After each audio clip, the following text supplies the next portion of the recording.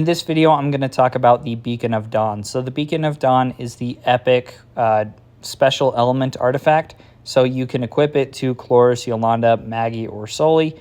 Now, this isn't personally my favorite artifact, just because most of the time for your special element slimes, either Chloris or Yolanda, I would just like to use that legendary Radiant Halo artifact.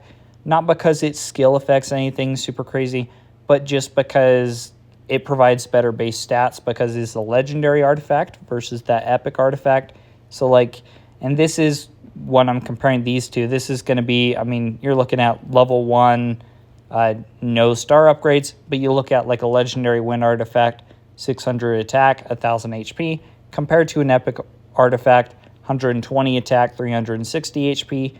And both of these are just going to scale. So the more you upgrade a legendary artifact, so at like level 20, 1 star, on both of these, you would just expect the legendary artifact to have quite a bit more stats than those epic artifacts.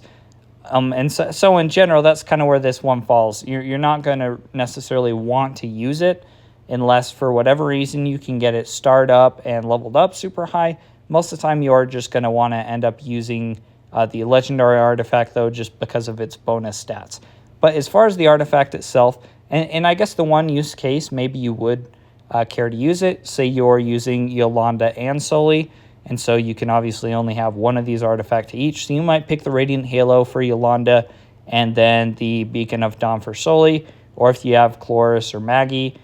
So it's not like it's a completely useless artifact, because it is one of these epic or legendary artifacts. It's going to be fairly reasonable to obtain. It's not like these mythic artifacts where actually getting them just takes forever. You can see I've opened quite a few artifact chests.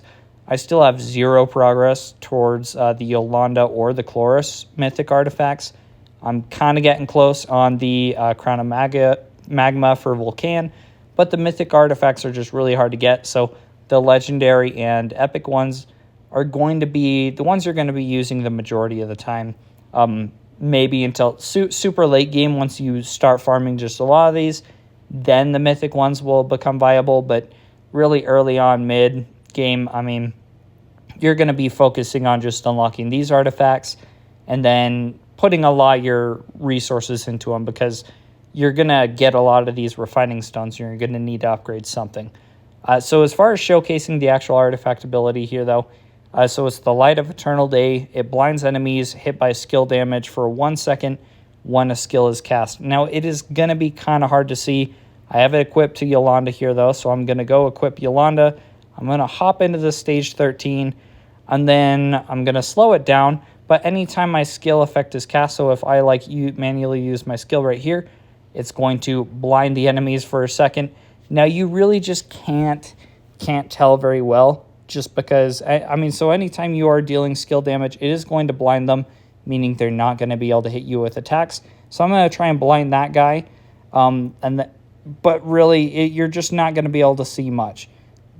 So anytime these enemies are coming nearby, you can use your skills, try and blind them, so they're just going to miss their attacks. The downside is, unless you are using Yolanda, a lot of times your skill effects are just very hit and miss. So if you're using this artifact, you're only going to get the skill benefit just based on when you actually time and use your skills.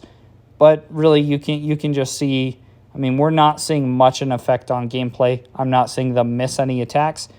We saw a couple there. I did manage to land the skill right there on that wolf guy with the weapon here. He did end up blinding the enemies, so it can be useful in some instances, but overall, it's not going to make a consistent impact to your gameplay. But that's it for this video. Thanks for watching, and let me know if you have any questions.